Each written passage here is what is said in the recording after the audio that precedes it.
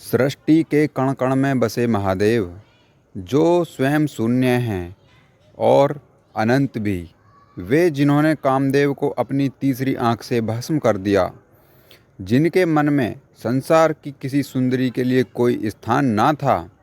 लेकिन आज की कथा उस क्षण की है जब स्वयं भगवान विष्णु ने अपनी माया से महादेव के वैराग्य की परीक्षा ली। यह कथा है काम और संयम के उस सूक्ष्म युद्ध की, जिसे समझना हर मनुष्य के लिए अनिवार्य है। समुद्र मंथन समाप्त हो चुका था, अमृत देवताओं को मिल चुका था। भगवान विष्णु ने मोहिनी रूप धरकर असुरों को छला था। पूरे ब्रह्मांड में मोहिनी के सौंदर्य की चर्चा थी। एक ऐसी स्त्री जिसकी एक मुस्कान पर देवता और दानव अपना सर्वस्व न्यौछावर कर दें। यह समाचार जब कैलाश पहुंचा तो महादेव के मन में एक कौतूहल जागा।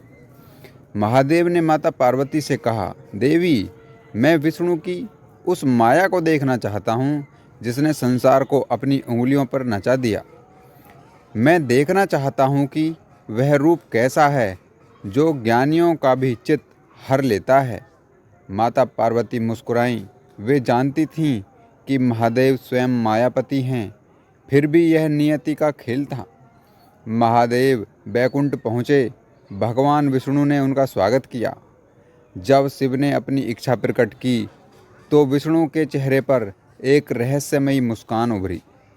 विष्णु बोले, हे महादेव, मेरी वह मोहिनी माया अत्यंत कामुक और चंचल है। वह वासना का साक्षात स्वरूप है। जो उसे देखता है वह आत्मज्ञान भूल जाता है। क्या आप सचमुच उस अग्नि के समीप जाना चाहते हैं? महादेव का उत्तर शांत और अडिग था। केशव, मेरा हृदय केवल तप और वैराग्य से भरा है। मुझे अपनी माया के दर्शन कराओ। विष्णु अंतर्ध्यान हो गए। महादेव एक सुंदर सघन वन में अकेले विचरण करने लगे। अचानक प्रकृति का स्वरूप बदलने लगा। वह वन साधारण नहीं रहा। चारों ओर मल्लिका और चमेली के फूलों की ऐसी तीव्र सुगंध फैली जो सीधे मन पर प्रहार करती थी। परिंदों का चहचहाना अब संगीत जैसा लगने लगा। तभी महादेव की दृष्टि एक ऐसे वृक्ष पर पड़ी जहां एक नवयौवना अत्यंत कामुक स्त्री एक रत्न जड़ित गेंद से खेल रही थी। उसके केस खुले थे। उसकी आंखों में काजल की ऐसी लकीर थी जो किसी को भी बांध ले। वह मोहिनी थी। मोहिनी की हर मुद्रा कामुकता से भरी थी। वह कभी गेंद उछालती तो कभी अपने वस्त्रों को संभालने का अभिनय करती। उसकी पायल की झंकार में ऐसा आकर्षण था जो सीधे हृदय की धड़कन को बढ़ा देता था। कथा कहती है कि उस समय महादेव पर विष्णु की योग माया का पर्दा पड़ गया। जो शिव ब्रह्मांड के स्वामी थे, वे उस स्त्री के चपल स्वभाव और उसकी कामुक अदाओं को निहारने लगे। मोहिनी ने जब महादेव को अपनी ओर आते देखा तो वह लज्जा का स्वांग रचते हुए घने जंगलों की ओर भागने लगी। उसकी चाल में एक ऐसा लोभ था जिसने महादेव जैसे महायोगी को भी उसके पीछे दौड़ने का विवश कर दिया। महादेव उस कामुक स्त्री के पीछे भाग रहे थे। वन के कांटे उनके अंगों को छू रहे थे, लेकिन उनका ध्यान केवल उस मोहिनी पर था। यह दृश्य प्रतीक था उस क्षण का जब वासना बुद्धि पर हावी होने की कोशिश करती है। जैसे ही महादेव ने बढ़कर उस मोहिनी का हाथ पकड़ा, वह स्त्री तेज प्रकाश के साथ गायब हो गई। अचानक चारों ओर सन्नाटा छा गया। न वह सुगंध थी, न वह स्त्री। महादेव अकेले खड़े थे। उसी क्षण उनके भीतर का शिव जाग उठा। उन्हें बोध हुआ कि यह वासना ही अग्नि केवल एक छलावा थी। उन्होंने अपनी आंखें बंद की, ओमकार का नाद किया। जैसे ही उन्होंने अपनी चेतना को वापस समेटा, उनके सामने चतुर्भुज रूप में भगवान विष्णु प्रकट हुए। महादेव जोर से हंसे। उनकी हंसी में कोई मलाल नहीं था, बल्कि एक शांति थी। उन्होंने कहा, धन्य है तुम्हारी माया।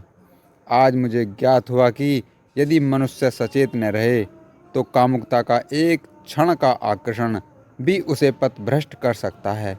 लेकिन जो शिव है वह इस माया को देखकर भी इससे अछूता रहता है। दोस्तों, यह कहानी हमें सिखाती है कि संसार में काम और आकर्षण की शक्तियाँ बहुत प्रबल हैं। स्वयं महादेव ने इस लीला के माध्यम से हमें चेताया है कि वासना का मोह किसी को भी घेर सकता है, लेकिन विजय उसी की होती है जो अपनी इंद्रियों का स्वामी है।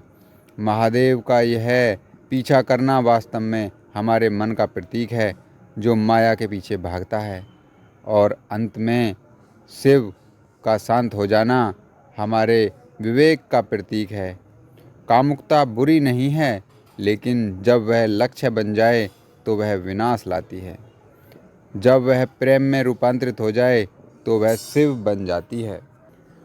तो दोस्तों, इस कथा में इतना ही। भगवान विष्णु ने मोहिनी रूप धारण कर शिव के वैराग्य की परीक्षा ली। ये कथा यहीं पर समाप्त होती है। अगर आपको ये कथा अच्छी लगी हो, महादेव के लिए एक लाइक, शेयर और कमेंट करके ज़रूर बताएं कि आपको ये कथा कैसी लगी, और आप कैसी कथा सुनना पसंद करते हैं हमें कमेंट में ज़रूर बताएं। हमारे चैनल को सब्सक्राइब करें। धन्यवाद दोस्तों।